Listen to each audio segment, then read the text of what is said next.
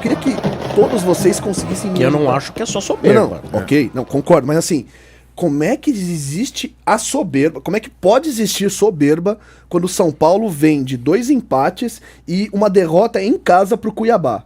Como é que tem soberba numa situação dessa, Sombra? Os caras acharam que o Vasco é, sei lá, é o Águia de Marabá? O que acontece? Olha, eu acho que teve, porque o próprio Luiz Gustavo e o Miller, o Lucas. Saudade, hein? Saudade, Camisa 7.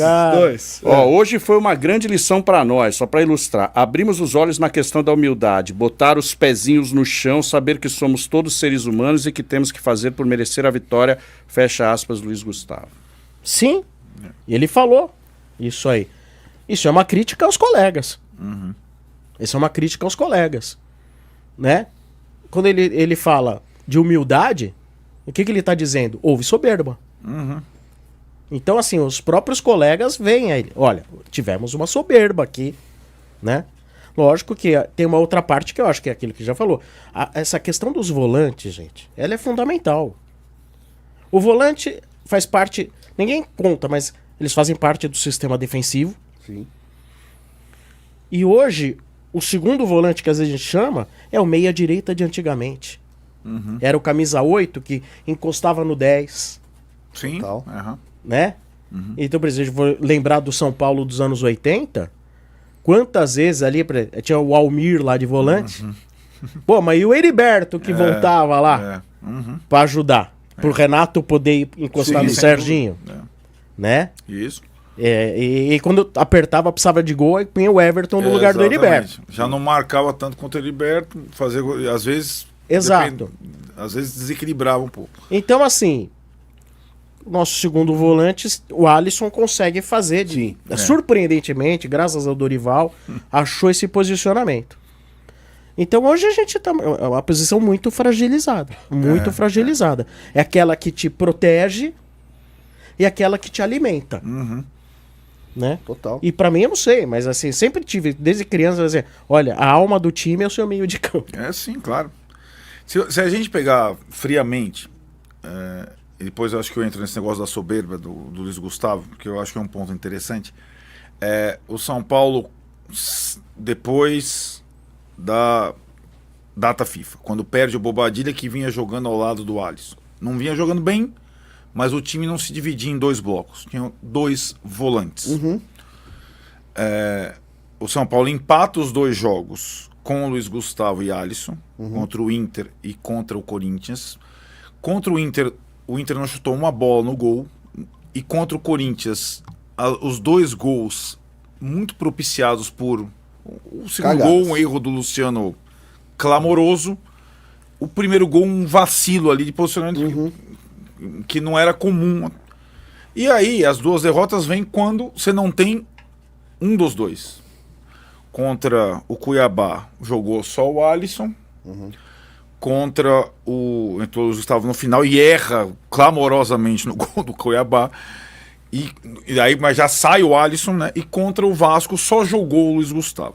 Então, eu acho que tem muito dessa situação de desequilíbrio de equipe coletivo com essa situação de volante. A soberba, eu acho que é a seguinte, é a conclusão básica, o Luiz Gustavo recém chegou, que esse time do São Paulo, esses jogadores, a Copa do Brasil está aí para mostrar, ele só é minimamente competitivo quando ele joga no máximo. Exato. Todos os jogadores. O São Paulo não tem nenhum grande... Nem o Lucas é um grande jogador, gente. O Lucas é um bom jogador. Tanto que nunca deu certo em seleção. É isso, o Lucas é um bom... Então a gente tem que primeiro... E tá numa fase descendente. O Lucas é formado no São Paulo, é super interessado, sério, mas o Lucas é apenas um bom jogador.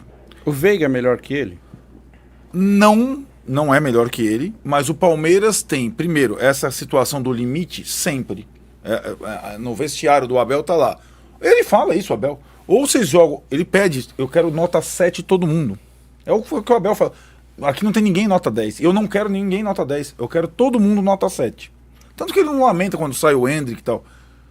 E o São Paulo precisa ser sempre nota 7 também. O exemplo tá ali do lado. Serve pro Luciano, serve pro Lucas, serve para qualquer jogador. Talvez o Caleri tenha mais essa noção do próprio limite, porque ele sabe que ele depende do esforço. Então, assim, eu acho que a soberba não é uma coisa, sabe, ali de salto alto e tal, mas de ter relaxado um pouquinho. Achar que dá pra tirar o pé um pouquinho. Não dá pra tirar. Então, assim, fez o gol contra o Vasco, ou você torce a faca, teve as chances pra fazer o segundo, teve a terceira chance pra fazer o segundo, teve a quarta chance pra fazer o segundo. Se você não faz, o time tá morto, revive, o São Paulo não estava preparado para isso. Se desmonta. E se desmontou. O técnico também nessa história. Que eu acho que se perdeu um pouco nas trocas, como disse o Sombra.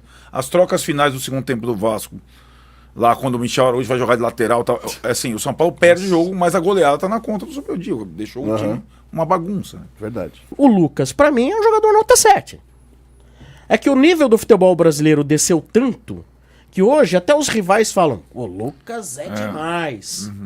Não, ele chegou de fato, se você vê aqueles primeiros jogos, né, contra o Flamengo, contra o Atlético Mineiro, ele chega numa velocidade de jogo Sim. absurda, né? Assim, de muita velocidade, num ritmo que é bem mais lento aqui do futebol brasileiro, Sim, né? eu acho que... Eu acho que aí, mas é questão de preparação física, de como ele se cuida, etc e tal. É que, assim, a questão do Lucas, ele ainda acha que, como no início da carreira, ele vai pegar a bola, como fez contra o Corinthians, Está driblando. pegar a bola no campo dele e vai levar a bola dentro do gol adversário. Às vezes, dependendo do jogo, dependendo do adversário, dá.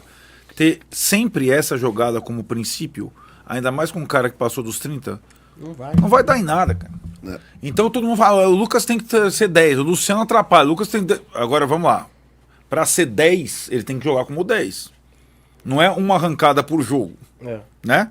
Contra o Vasco, o que aconteceu? Ele jogou aonde? Nossa, jogou Não, mas pessimamente. o 10 que eu conheço, ele é um pensador do jogo também, um cara capaz de dar assistência. Então ele não é 10. Ele é uma outra coisa. Então é bom que a gente coloque os pingos nos is, porque senão fica lá.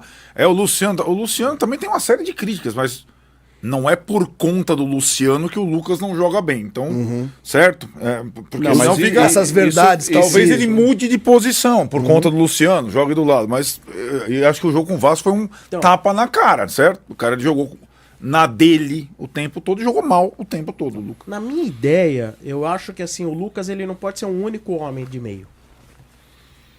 Na minha ideia. Tá certo. Pra mim, eu acho que assim, Criativo, você disse. porque eu não acho nem que ele seja criativo, eu acho que ele é individual.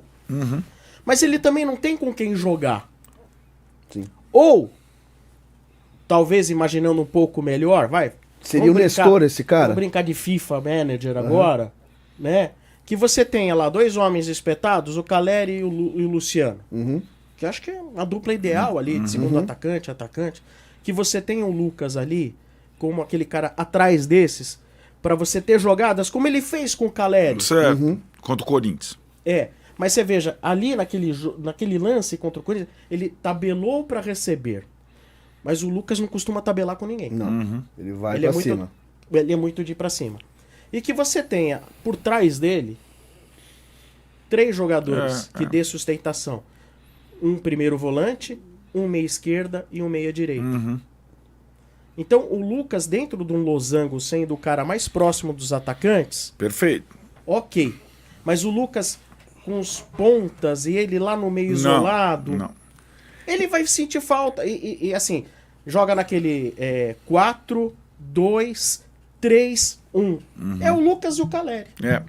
É curioso, porque também não faz tanto tempo, foi nesse período sem vitórias.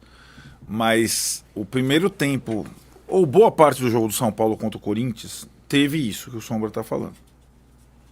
Teve exatamente isso.